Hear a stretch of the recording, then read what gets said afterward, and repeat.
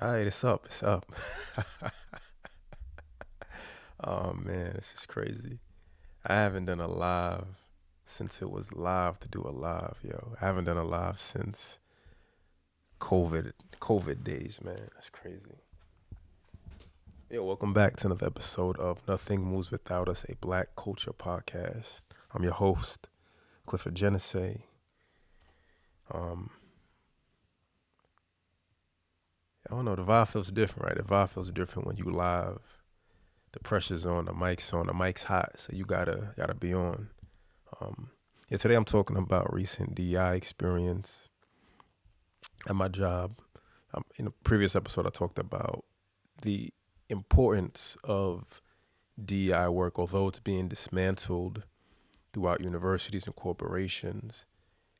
If you as an individual, for your culture, for your group, for your social, uh, for your people, right? If you think there's value in pushing your narrative forward so that other people like you can be represented and seen and excel, you have a responsibility to put yourself in positions and roles that are the light for the next generation, for the future generation, and generation not even in the sense of age, but generation in the sense of whoever comes next, right? Whoever gets hired a week after you, whoever gets hired a year after you, you have that responsibility. Another topic is going to Brooklyn and going to Labor Day parade for the first time in like maybe 5, 6 years, and just the energy and the shift and the awareness of what being black in black spaces offers you, and the duality of being alone in a comfortable setting and being alone in a uncomfortable setting, I guess. I felt kind of whack, but I'll figure it out. And to start off, I'm talking about, do you cry? A few weeks ago, Tyrese was on, Tyrese the singer, Tyrese Gibson, the R&B singer, was on The Breakfast Club. I don't watch The Breakfast Club, but I watch the Store Report, and he is my gateway to black news and media. And Tyrese was just saying, black men cry, black men cry. Men have to advocate for the freedom to cry. Like, that's crazy, right? You have to fight to feel. You have to let it be known that I'm a man and I have feelings. And do you cry, right? Or are you scared to cry?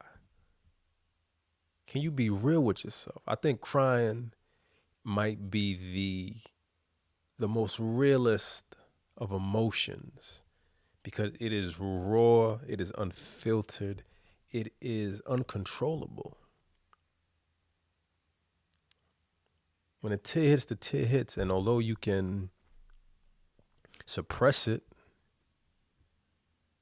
at that moment, at that second, it caught you.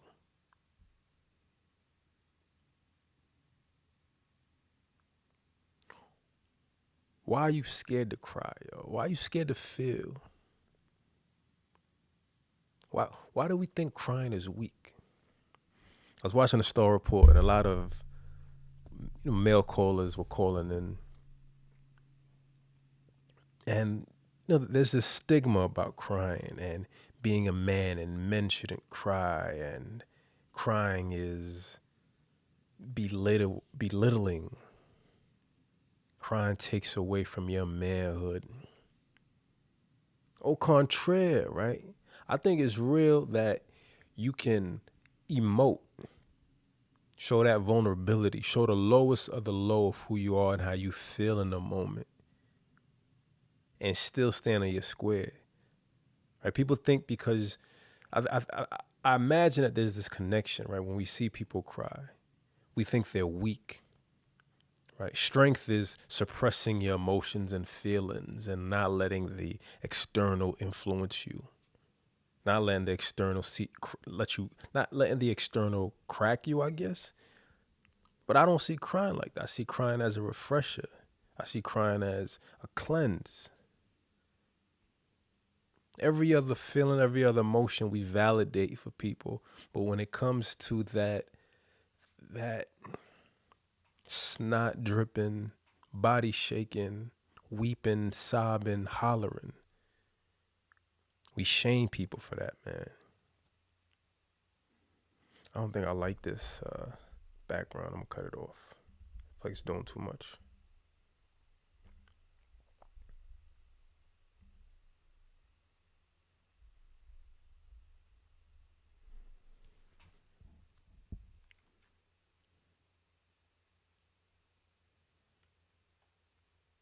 My pops had like I can remember all the moments in my life where I cried, yo. As a kid, I grew up crying all the time. Every night, Monday through Friday, I cried.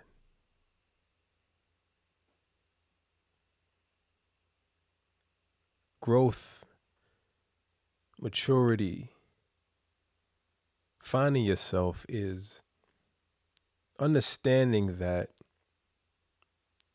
having going through those emotions at that age and not being consoled, never being told it'll be ain't no one ever told me it's gonna be alright.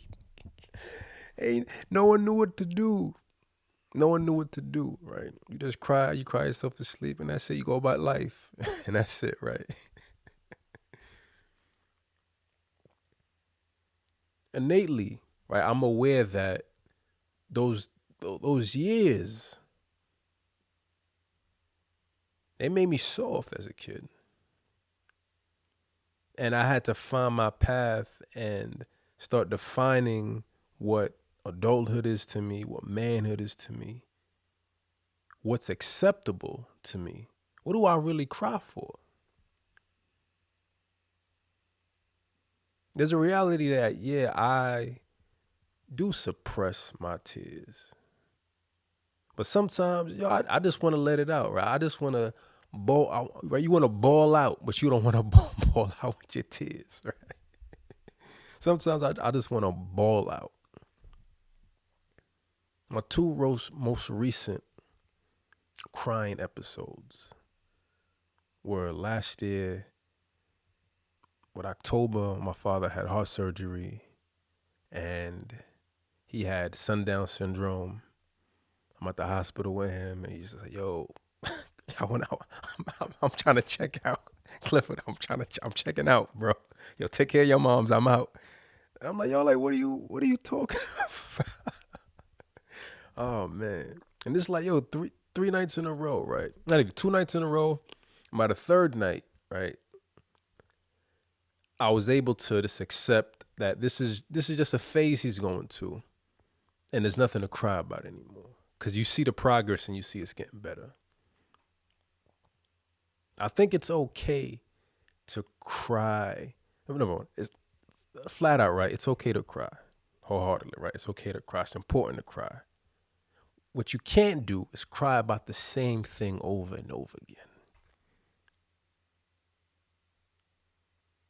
Like the shock of that experience, right? Like you know your parents your entire life. You know certain people your entire life, and you see this side of them that you've never fathomed. I would never imagine a day where my pops would be like, "Yo, Clifford, I'm checking out, bro. I'm out." I can't. I couldn't.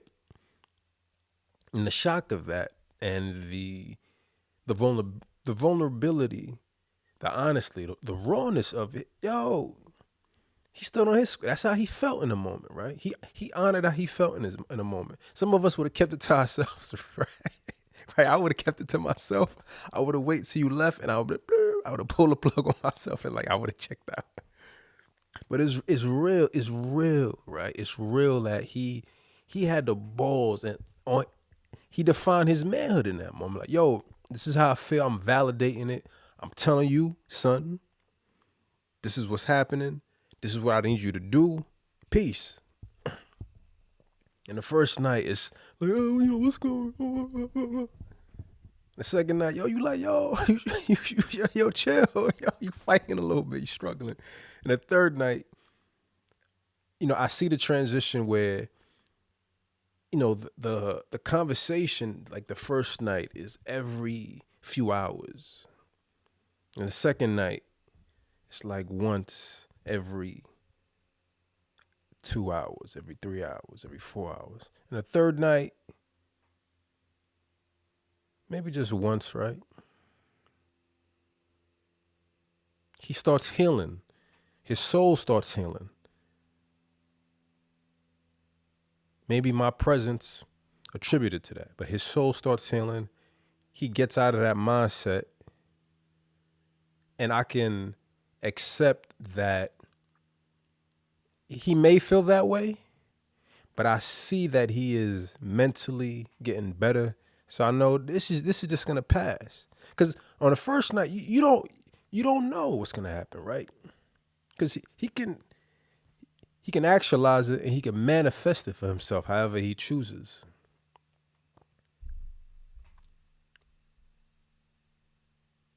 And that's the tears are the fear of the unexpected. But as you progress through the nights and you find truth in what the experience will eventually become, it's nothing to cry about anymore.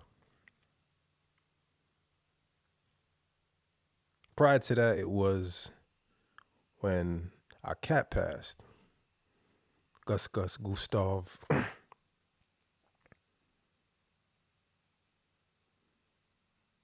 We scheduled an in-home euthanasia, and the night before, I was like, yo, I need a minute with him. And I'm in the living room, I'm playing Opus Orange, See You in the Next World. And I'm just laying my head next to him. He's lying down, laying my head next to him, and I'm just bawling. Like, yo, you my nigga, yo. Thank you for everything. Yo, this love. The awareness, the realization, the release of everything this being has been in my life these past few years.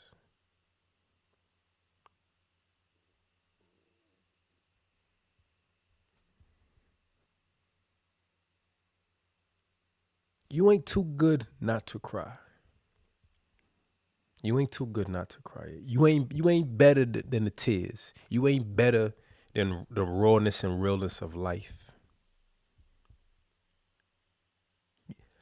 I think there's cowardness in the refusal to cry. Because if you were, I'm talking about men prominently because that's the stigma, but this is ABG. Anybody get it? If you are who you say you are, you should be able to cry in front of 1 million people, and the next day is back to business. Ain't shit sweet. Oh, you think because I cried yesterday, you gonna punk me now? Nah, that was for me. That has nothing to do with you. My tears are for me. They're for my life. They're for my actualization. They're for my self-honoring. Fuck is you? Honor yourself, yo. Honor yourself and your emotions, but move on at some point. So you can't be crying about the same things over and over and over again. I was in Brooklyn for a week. I went to the Labor Day parade, man. I went early. I'm a old head. I'm an old head, yo. I got there like 11:30. Like, I'm so disassociated in when does it really start? Right? I feel like by 11:30, it's just to be live, right? Like, we wake up at 9. The mayor and all the other, the organizations and nonprofits, they lead the path at like 9, and then by like noon it's lit. Everyone should be up. Nah.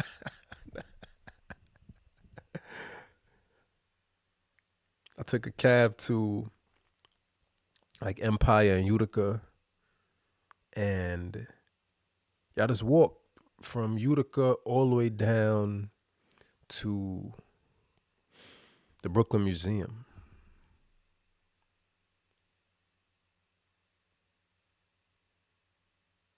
I had my headphones on, music off, but just walking, I had my Haitian shirt on, my bucket hat on. I mean, I'm just walking through the crowd, just feeling the energy. Right, feeling the energy of being in Brooklyn, right?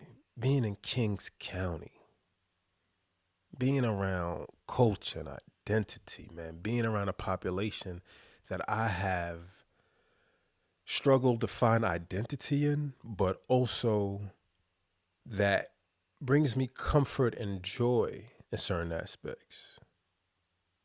Whenever I go back to Brooklyn, I'm in my Brooklyn mindset of I'm on a defense. I'm watching everything. I'm watching everyone. I'm being mindful of my surroundings. And initially, when I got to the Parkway, initially when I'm walking up Utica, I'm mentally in that headspace, right? I'm mentally in my Brooklyn, New York state of mind, as Nas say, right? I'm in my Brooklyn mindset more specifically. And I'm conditioning myself like, yo, it's all right. Today's a day where it ain't all love, but it's the most amount of love you can get. Right? It's never all love, but it's the most amount of love I can get. I'm walking through the crowd, man. I'm dolo, man. I'm dolo, and I'm seeing so many. You see people in groups, and friends, and flags, countries, and all of that, man. And I hit the Parkway. I turn left, and I just walk, man. I just keep walking. I keep walking. I keep walking. I'm moving through the crowd, moving through the energy. I'm walking past floats, and in my mind, I'm like, I want to get ahead of the floats. I want to get as far ahead of the floats as I can, and just, watch them come through. I'm gonna go. I'm gonna get, I'm gonna find a spot. I'm gonna chill for a little bit. I'm gonna watch the floats go by. I'm gonna get some food. I'm gonna sit on a curb, and I'm just gonna chill and have a good time. A good time. And I make it toward the Brooklyn Museum, and I'm standing in this spot.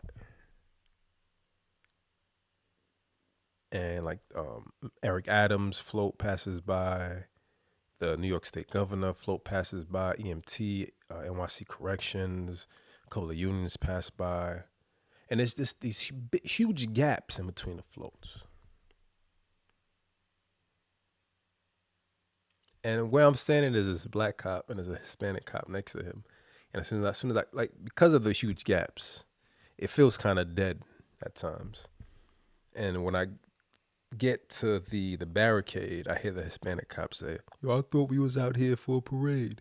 And the black cop looks at him like, "Yeah, okay." Look at my this he corny, right? He's corny. He trying to be funny. He corny, right? You don't know what a parade is yet, right? This your first time here, right? You don't know how lit it really gets. You lame, but you just smile and you be a professional. You keep it moving. Standing there, and people are ebbing and flowing, and I'm enjoying it. I'm enjoying the space. I'm enjoying the energy. I'm enjoying the culture. I'm enjoying the people watching.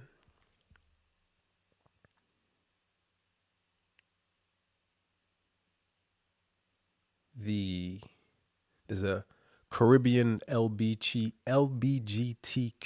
plus float that passed by, and they're advocating for acknowledgement and not denying, but acknowledgement and awareness of violence toward their community. And I look down, man, I don't see no more floats. I said, I'm out. I can't just stand here and do nothing, man. I need something. I need entertainment. I wish they had spaced it out much better. So I'm gonna go get food. So I'm walking back through the crowds, and I find this little small Jamaican stand. Like, I had Haitian food like all week, so I want some Jamaican food because Jamaican food is the second most notable cuisine for me in terms of West Indian food. I've known more Jamaicans than any other West Indian culture, so their food is nostalgic for me. So I get, mac and cheese. They had mango jerk chicken. I get that. I get a little juice. Get some cabbage on the side. And yeah, you're just talking, laughing. The girl was joking on me. She said, "Man, yo, come on, man. You got to rep more than that." I said, "You got to rep more than that. So your shirt don't even show the flag." I said, "Yo, you right, right? Because my shirt is gray and the Haitian flag is a bit faded. That's just the style of it." And I was like, "You right. Next time I'm gonna get something nice." I was like, back in the day, I had the flags and all of that. I'm an old head now. I'm not trying to do all that. I just come here to watch and enjoy, keep it simple. And it just feels good to have that little bit of exchange. And that is naturally how I am when I go out. I want to interact with people when I go shopping, the cashier, whoever, right? It makes the social experience better when you create a little engagement. So I take the food and I'm trying to decide where I want to eat. Right. My mind was like, I said I was going to eat on the curb. I'm like, I don't really want to do that. So I take the food and I just walk. I walk down Nostrand and I walk down Erica and I's old block just to see the construction, see what's different. Like, that's one of my favorite things to do when I go back to Brooklyn, right? What's different? What's different? You see the new high rises. You see, all that, man. And I'm just walking, and then I'm like, all right, let me go somewhere familiar. So I walk from Nostrand and Eastern Parkway all the way down to Flatbush and Empire, and I sit in Prospect Park by the entrance. And where I am, I'm seeing like that tail end of the float. So some of the floats I had seen earlier, by the time I reached the benches to sit, they're making their end trip from the parade. They're just zooming down. So, I got a little bit of footage and I'm, processing the day and the experience. So like when I'm walking through Eastern Parkway, I'm seeing vendors, right? I'm seeing Haitian vendors, but I'm also seeing, I keep it PC, right? I'm seeing non-Haitian, non-West Indian vendors selling food and fruit and all of that. And, they have every right to be there, right? But culturally, right, it is your people's day. And you should only be putting dollars in West Indian pockets. You want juice? Yo, go to the Rasta man over there. You want ice cream? Yo, go to the Trini shop right there, right? I feel like everything and anything. I feel like on Labor Day in Brooklyn, if you West Indian, if you black, your dollars should only be spent with Caribbean people. That's my realization of my perspective. You have, like I said, they have every right to be out there. But when I think about culture and I think about the importance of supporting your people, you think about how many vendors are out there, man.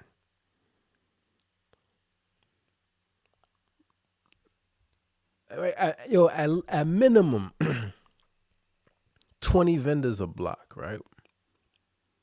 20 vendors a block stretching from Utica down to the Brooklyn Museum.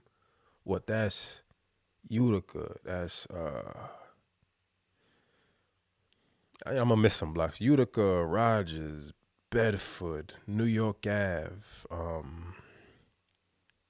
maybe Schenectady. I don't know, man. But that's it is double sided too. Like that's the thing, right? It's double sided too. And I always walk on the south side of Eastern Parkway. And this time I told myself, I said, I need to cross the street because I rarely experience it from the other side, but I did it, and it is what it is. But invest your dollars into your people, man. Let the other groups, they can eat another time. Invest your dollars into your people. Second realization, right? I've spent these past 6 years in predominantly white spaces. And there's a realization of being consciously aware that you are the minority in that space, and you don't know anyone, or rather, even if you do know someone, right? There's still an awareness that you're the only black person, or there's a limited number of y'all, and it feels disconnected, and you disassociate from the experience because it don't feel real to you. Right? Because you come from diversity. You come from a space where everyone and anyone is represented and can be in a certain confined space at a given point in time, having a lived, shared experience with totally, completely different lives. Right? I come from a 4-floor apartment building. But I've had moments where I'm sharing lunch and dinner with multimillionaires, right? I'm sharing lunch and dinner with people who live in high rises, people who have walked along the East Coast from like Florida to New York, like traveling to spaces that are diverse. They introduce you into unique experiences and the possibilities of life. And not to take away from, and not saying that a lack of diversity is very singular. It's just an awareness that a lack of diversity, for some people who are racially conscious, you end up in a position where you feel limited within the dialogues you can have with certain people, because if it feels like people can't really relate to life because they haven't had the same lived experiences as you.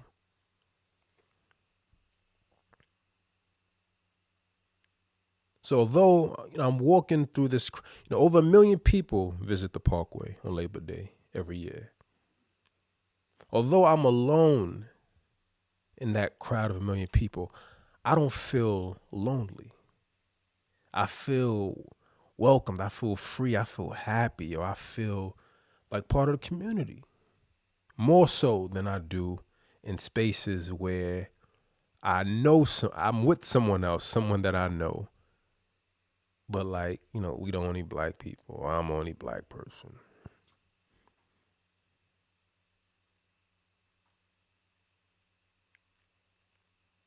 Closing out. Last episode, I talked about the importance of DEI work. I introed with it. So on Tuesday, the DEI work group that I'm in at my job, we finally had our presentation. We've been working on a presentation for about 2 months, maybe all summer. And we did a practice run on Monday. And I couldn't do it. Like last month we presented to the executive committee, not executive committee, to the directors. And everything just flowed very naturally for me. Like it was very easy and freeing. And I kept trying to replicate that same energy when we were doing rehearsals for the staff meeting presentation. And I kept just getting caught up, kept stuttering, I was trying to memorize and regurgitate what I had already done, and it wasn't working for me. So Monday night, like finding a professional in me. Like I haven't. The last time I spoke in front of a group of people that wasn't virtual was 2015, the Brooklyn nonfiction essay that I won.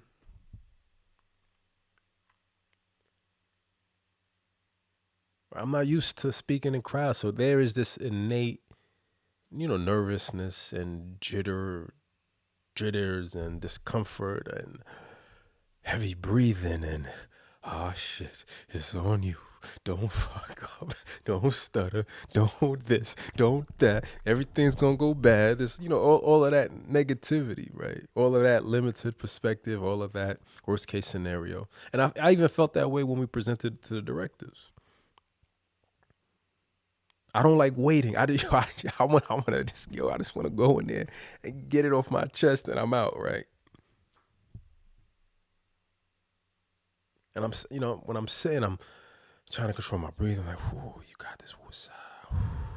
It's nerve-wracking initially. And it's also nerve-wracking because, I've only been there a year. These are high-level people, man, right? They're used to a certain type of order. And I'm aware that my energy is chaotic at times. And the goal in life, the goal to be better, the goal to become a successful professional is to control the chaos of your mind and your ego so that you could present it to people in an easily consumable medium like podcasting. So Monday night, man, I go home and I say, I got to start from scratch, right? I have two slides. My first slide is I'm going over a key point in the action plan, the goal, the ways we'll know if we're being successful, and I have 3 ideas. And initially, when I was presenting it, I was reading the entire slide, and then adding my own conceptual thoughts into it. And it was just like a word salad of blah, blah, blah, blah, blah, blah, blah, blah, blah, blah, for like a minute.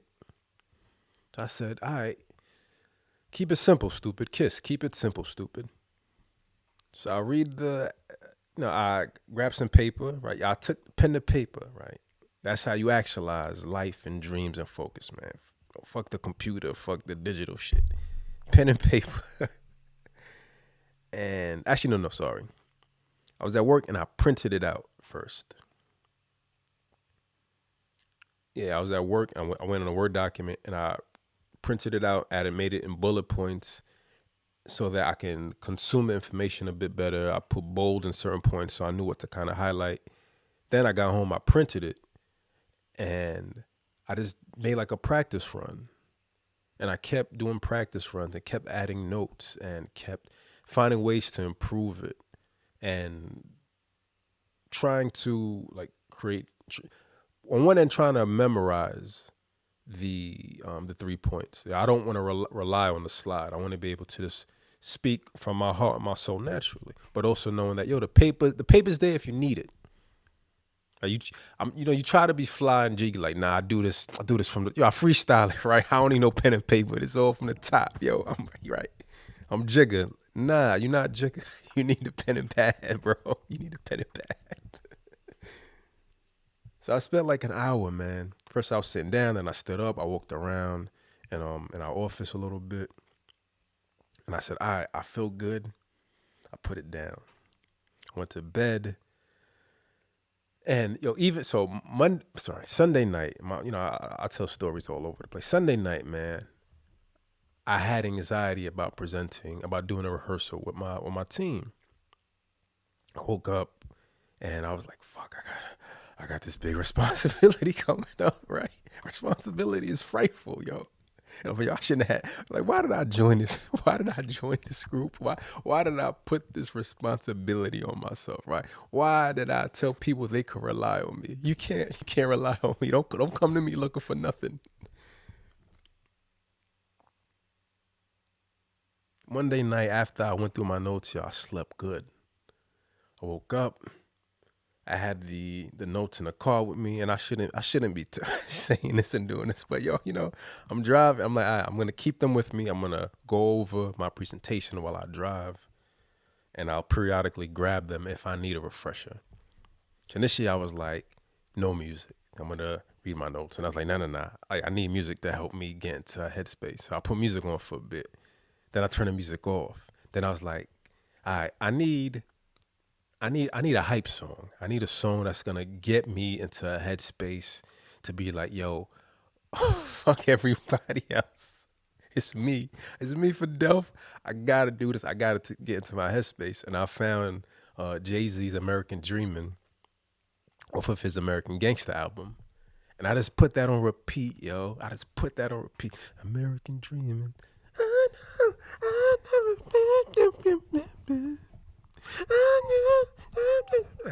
That's all I got.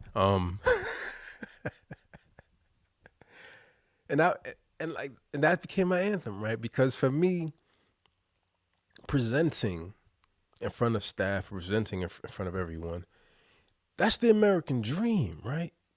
Being somebody is the American dream. Being someone who's respected, being someone of notoriety, however you define notoriety, that's the American dream. So for me, coming out from the shadows of being in my job for only a year and already like being involved in this amazing collaborative effort and being able to present and represent myself and my team, like that's important. And it's pivotal to individual, to social growth, to organizational growth.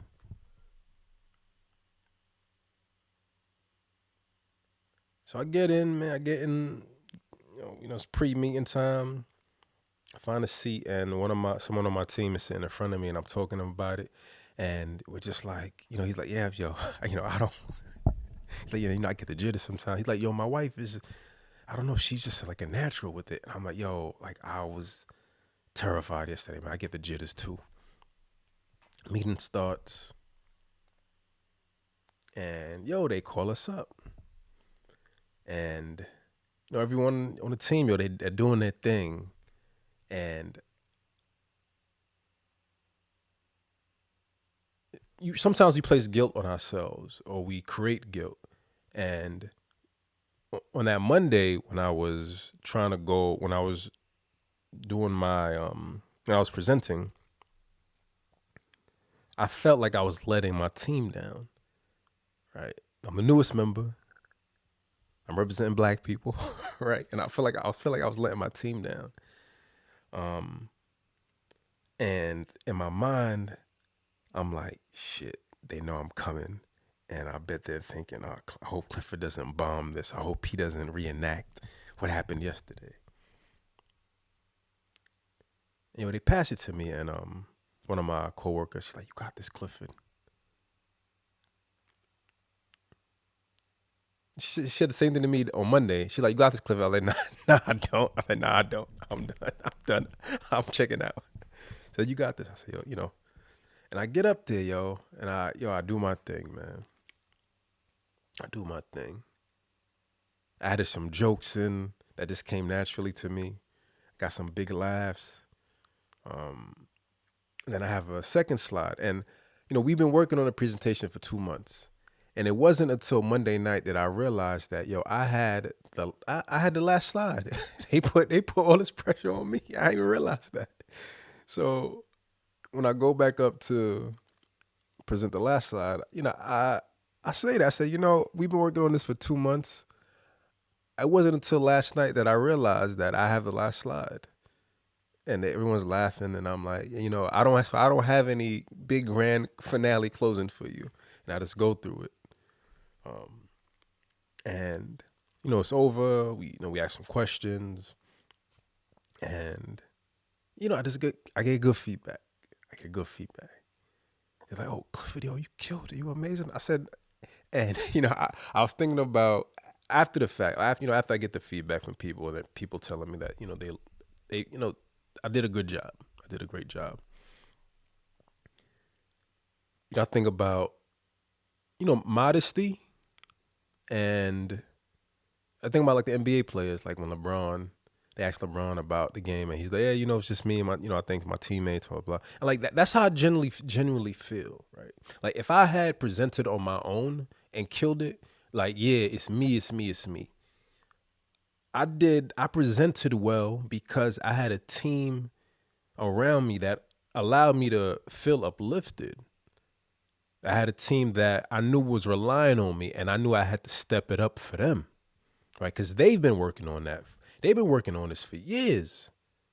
So my responsibility as a new person is like, yo, I need to bring some new life into this as a new person. And I need to show y'all that, yo, I'm just as serious about this as y'all are. So when everyone's like, yo, Clifford, I said, yo, no, you did a good job. We did a good job. It's not about me. I don't care about what I did as an individual. I care about the overall umbrella of the work that we did. The overall message. Did the message get across? I don't care if it's not funny. It's not a joke. I'm not here to laugh, right? I do that to break it up. But yo, like, this is serious to all of us. All that's cool, right? And I'm glad I can invoke that and create that buffer. But there's a reality that this work is important. Did the message get across? That's what's important to me. And now we wait. Now we wait to see if the message got across. Now we wait to see if people actually care.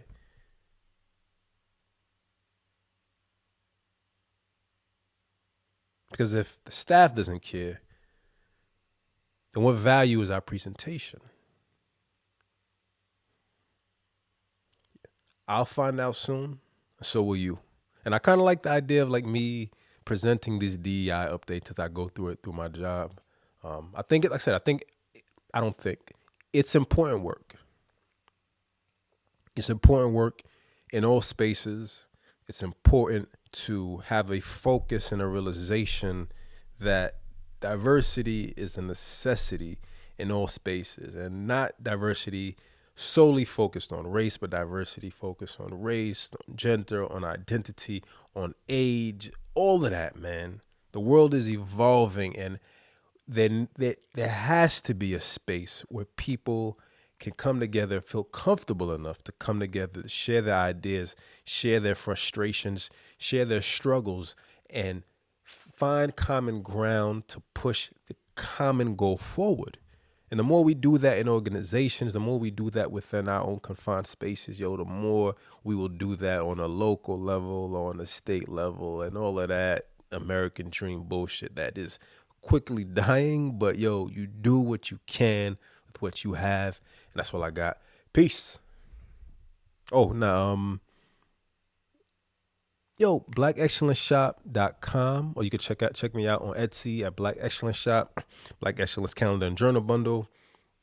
Holiday season is coming. I'm working on custom orders, which is a necessity.